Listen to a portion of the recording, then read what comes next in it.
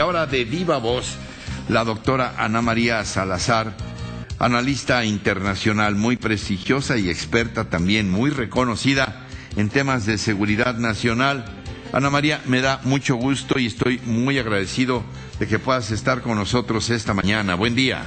¿Qué tal? Muy buenos días. Es un gusto para mí acompañarte. Como no hay nada de qué hablar, ¿verdad? Híjole, qué bárbaro.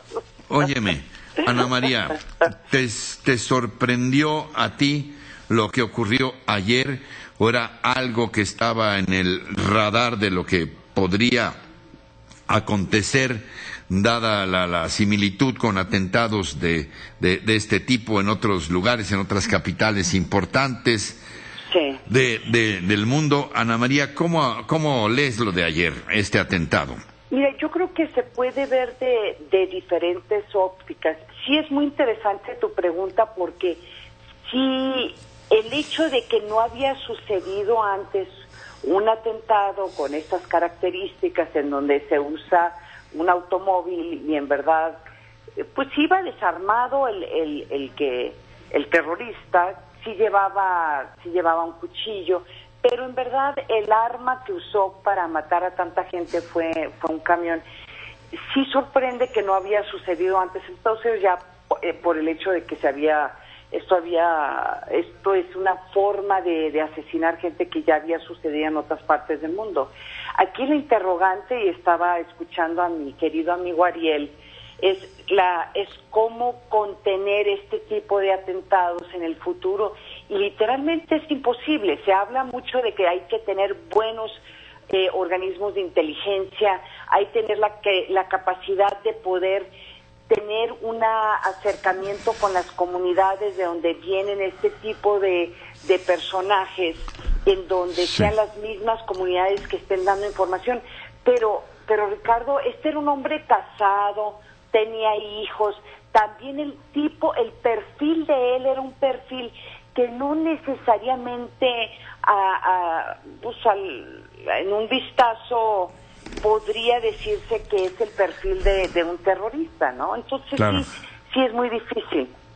¿Cómo se va gestando durante tanto tiempo una mente criminal que sale de, como tú bien dices, de la normalidad? Un buen día sale de la normalidad y decide ir a matar personas, Ana María. Por eso también es interesante con este hombre, el perfil de él. Imagínate, él llega a Estados Unidos en el 2010, donde no necesariamente ya había habido atentados, ya había este movimiento en donde promueven matar a gente en una forma masiva. Ya había habido el Estado Islámico, ya se hablaba del Estado Islámico, pero hay que decirlo, en menos de 8 años convertirse en un asesino es difícil de aceptar, y además teniendo hijos, y además sin necesariamente tener esos vínculos o una organización que lo esté empujando todos los días para llevar a los atentados. Entonces, si me haces esa pregunta, hay gente que tiene su vida profesional dedicado a responder esa interrogante, porque y hay personas que literalmente te están diciendo que ese cambio sucede o ese enojo hacia una sociedad estadounidense sucede de una forma que ya es una parte íntegra de de las personas que lo rodean, de su cultura o la forma en que interpretan la religión. Pero tu pregunta es muy difícil de responder, Ricardo. Una especie de Dr. Jekyll y Mr. Hyde. Pues mira, parecería, encerrados en la misma persona, claro. Pues ¿no? Parecería, pero sí crea una preocupación a partir de lo que sucedió ayer, porque sí todo indica que puede haber... A ver, ¿me permites, Ana María? Tenemos que hacer una pausa programada por la computadora. Discúlpame, 2 minutos, ¿sí? Estoy hablando con la prestigiosísima analista internacional y experta en temas de seguridad, Ana María Salazar. Concluyamos esta parte de cómo una persona puede llegar a cometer este tipo de atentados y sus consecuencias. Sí, gracias, Ricardo. Sabes que yo creo que también es importante subrayar para el auditorio que por lo menos que con la información que se tiene en este momento y en la misma forma en que reaccionaron los funcionarios, el alcalde de Nueva York, el gobernador de Nueva York el día de ayer, es que no hay ningún indicio de que él sea parte de una célula que haya estado organizando este atentado, que es algo como lo estaba...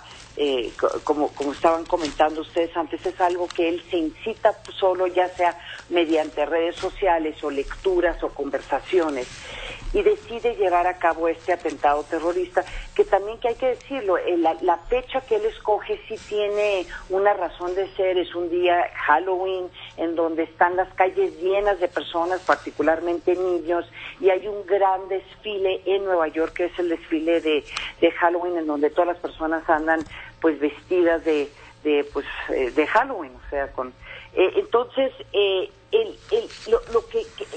eso sí es una gran diferencia en términos de tratar de analizar a este individuo como terrorista, porque la diferencia en el actuar de las autoridades es que no es que tengan que estar buscando otros individuos u otros vínculos específicos en el exterior, sino tienen que estar viendo qué está pasando en el contorno familiar de este individuo y en el contorno donde trabajaba, porque lo increíble es, y eso también crea mucho susto y se habla menos, pero era un chofer de Uber y ese era su profesión, y eso te has de imaginar en el contexto de Nueva York, donde la increíble cantidad de gente que usa este tipo de servicios y que es muy importante para la movilización de la ciudad.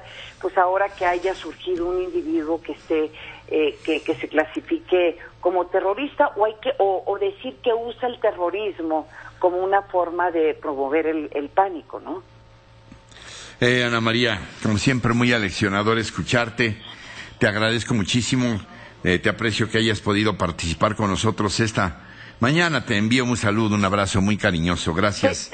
Te mando un abrazo y nomás un pequeño comentario. Aquí el problema es que si no va a haber otros individuos que quieran replicar esta forma de llevar actos terroristas en Estados Unidos en los siguientes meses. Y yo creo que esa es la gran preocupación de las autoridades a partir del día de hoy.